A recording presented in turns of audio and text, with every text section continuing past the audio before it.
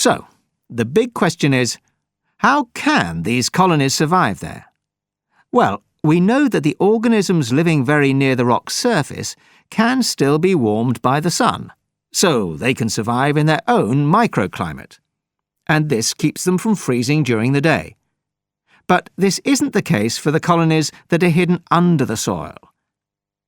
In their research paper, this team suggested that the very high amounts of salt in the soil might be the clue, because this is what is preventing essential water from freezing.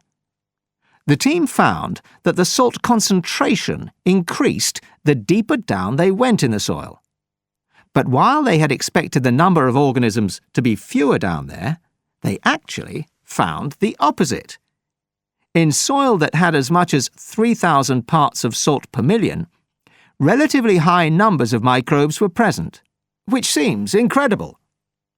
But the point is that at those levels of salt, the temperature could drop to minus 56 degrees before frost would cause any damage to the organisms.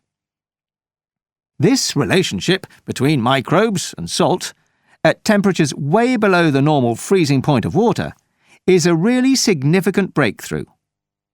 As you all know, life is dependent on the availability of water in liquid form, and the role of salt at very low temperatures could be the key to survival in these kinds of conditions. Now, the process at work here is called supercooling, and that's usually written as one word, but it isn't really understood as yet, so there's a lot more for researchers to work on.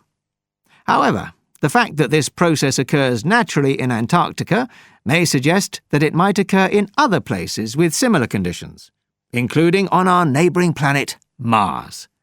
So, you can start to see the wider implications of this kind of research. In short, it appears to support the growing belief that extraterrestrial life might be able to survive the dry, cold conditions on other planets after all.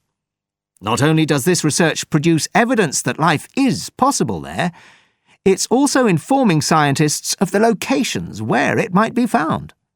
So all of this might have great significance for future unmanned space missions. One specialist on Mars confirms the